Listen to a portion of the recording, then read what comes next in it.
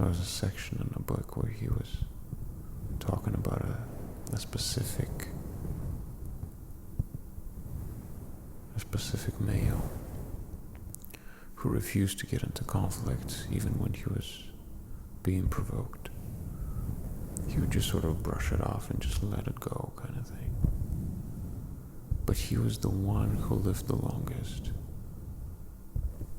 had a lot of children and grandchildren, and his main focus was on family.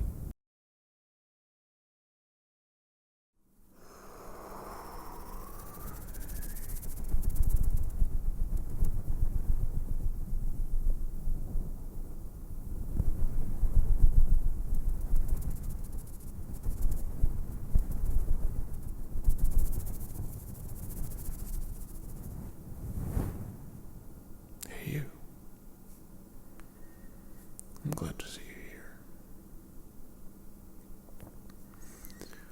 Welcome to a place where regular sounds and occasional humor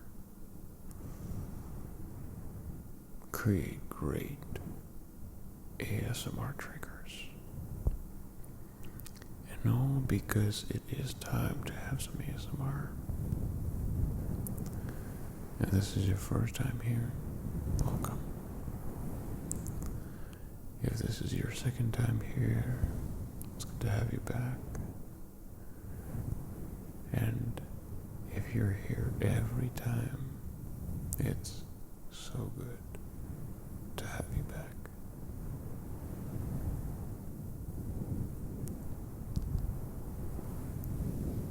You may occasionally hear different kinds of sounds. For example, a sound of a ticky little nails of the little naked cat.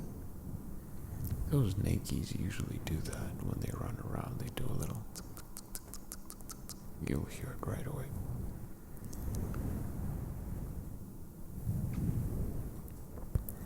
You'll also hear an occasional excavating process of a kitty litter box. We're not looking for gold there. It's just my kitty is undecisive whether she wants to go poo-poo or pee-pee. Well, it's a natural state of being, so she is being what she is. If she needs to go, if the girl's gotta go, the girl's gotta go. So on top of a sound of a refrigerator in the background, and an occasional kitchen sink, you may encounter a little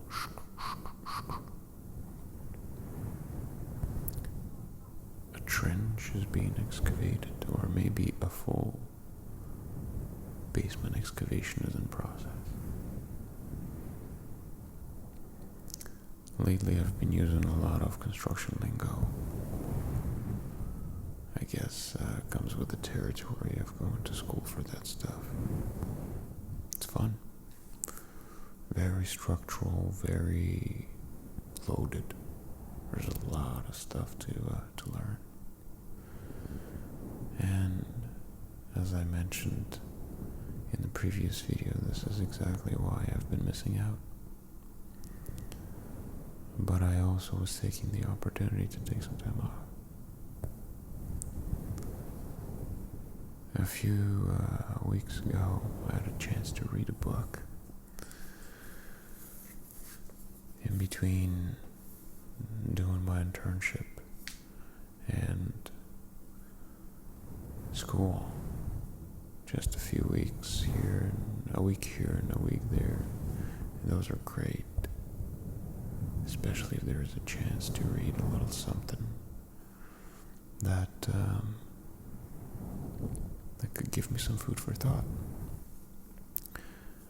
The book that I read is this book right here. It's a translation of a book called Memoirs of a Primate by Robert Sapolsky. Or Primates Memoirs, I think. Something like that. it basically talks about his life in Africa. I believe it was the Northeast Africa that he went to observe baboons in the wild. That was in the 80s, 70s, mid-70s or 80s. And even though construction material has already overtaken a good chunk of my memory, there's still a couple of things I remember from that book. And one of them, which is hilarious, will definitely reference to the sports bros, and that is when male baboons have mutual respect for one another, they pinch each other's penises. Can you imagine that? That's hilarious. When I first read it, I thought, what? No way. Out of respect towards one another, and then just observe two guys that have been great friends for a very long time. They act weird. Yeah, guys do that. And it has nothing to do with homosexuality, not at all. It's just guys they groom each other that way. Now, before I go on, grooming, when primates groom each other, it's part of their social structure.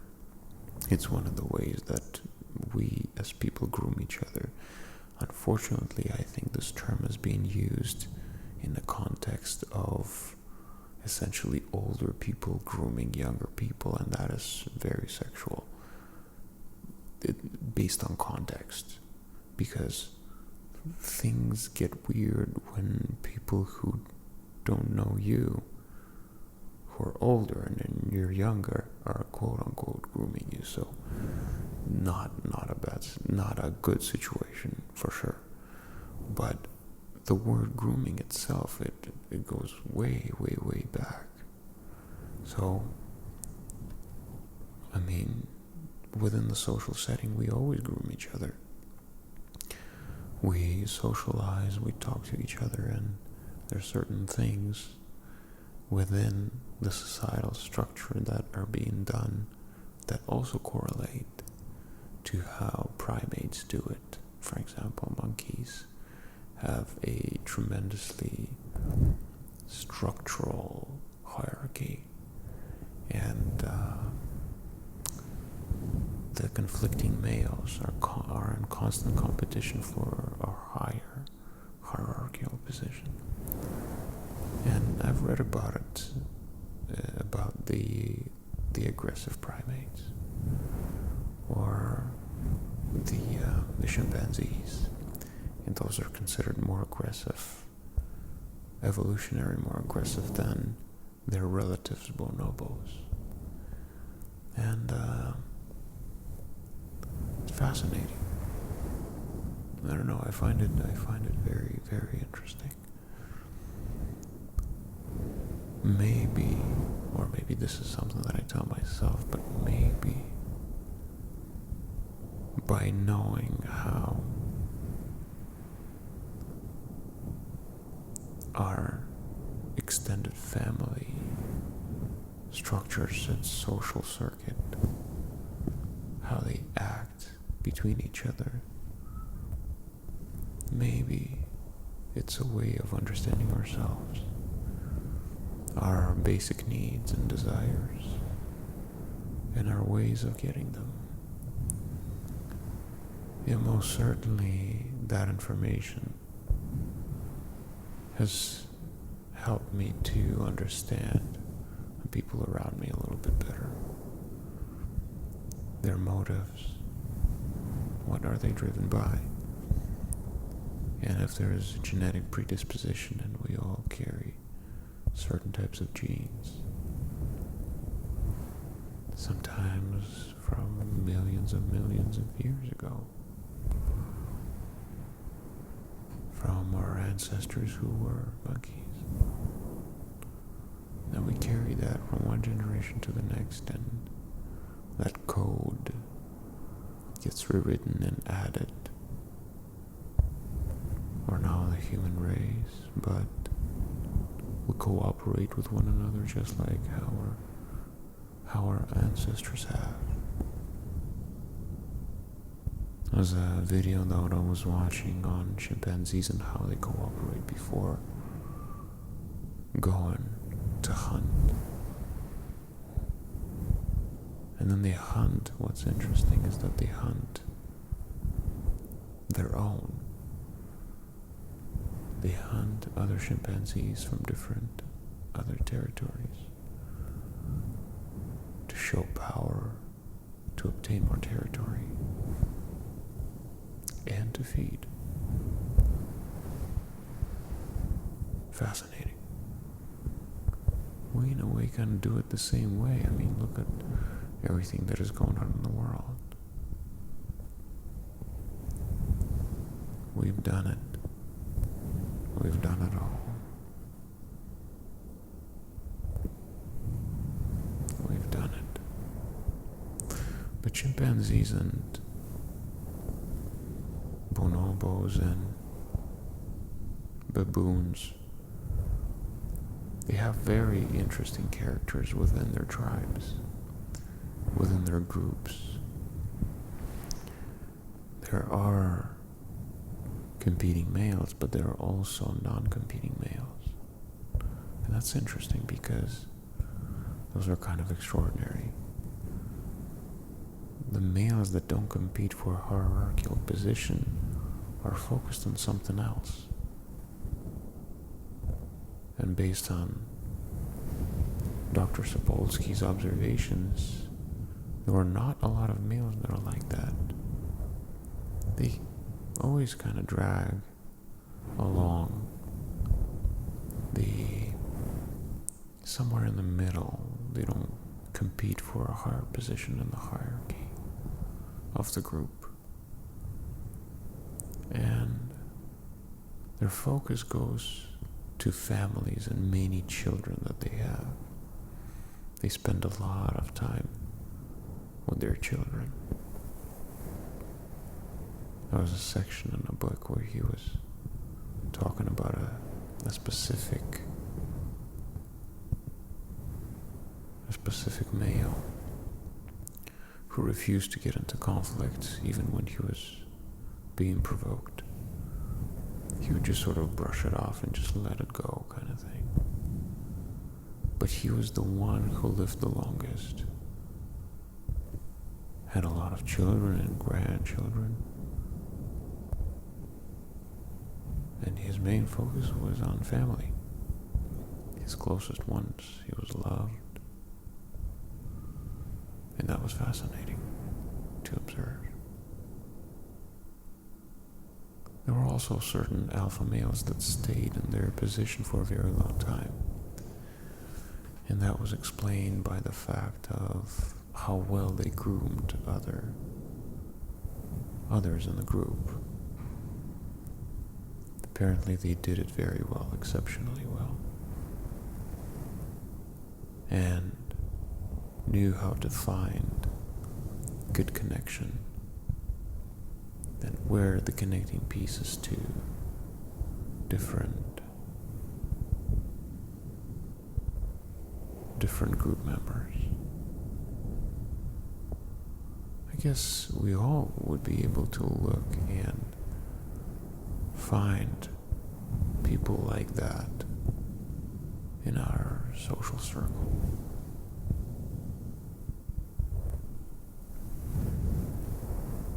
We have people like that, don't we? Very similar to those examples mentioned in the book. I find that fascinating. I find it fascinating. And of course, hilarious at times. Certain parts in these books are hilarious. They're so kind of just simple just life kind of way. You know? Yeah. What are your thoughts on that? You can leave me a little comment if you want about this topic. Maybe you know something about it. Maybe you've read a book or two about something similar.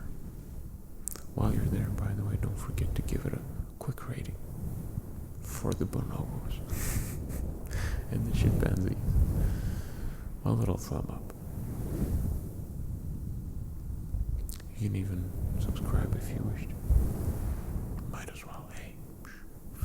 Since you're already there, you're kind of falling asleep and sort of scrolled accidentally under the video to rate it and subscribe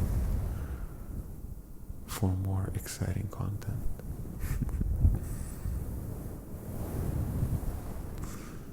It's funny. It's funny how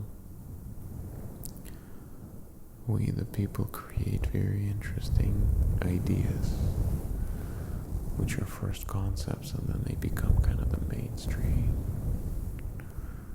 And then everybody uses them within a specific environment, to be exact, on a specific platform.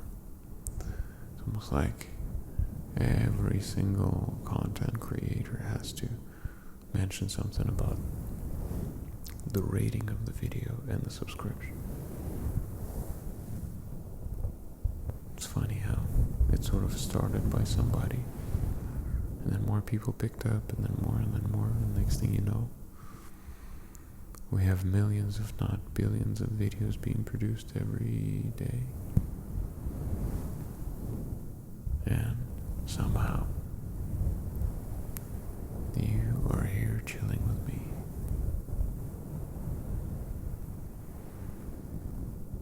Kind of just relaxing to the sound of this fuzzy microphone cover. A softly purring refrigerator somewhere in the back. And an occasional passing kitty. I'm not sure if she passed or not. I'm not sure if you've heard or passed by. But if you have, you've heard the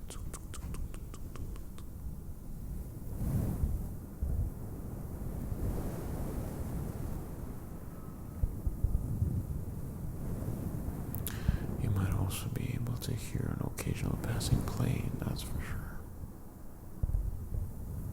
And it is just part of your overall ASMR experience.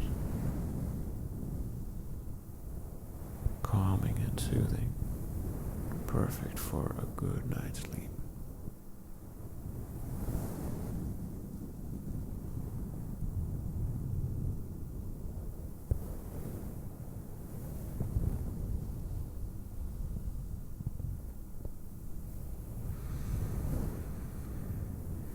I think you're almost there. You may or may not be hearing my words.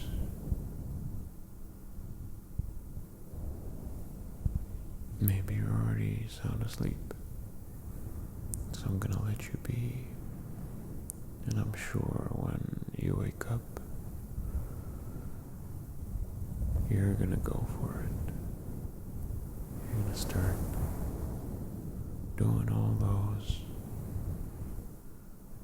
and executing all of those planned ideas you have had. Doing things and living life full strength and with full enjoyment. And I wish you well and the best of luck with your achievement. I'm also going to see you in the next one.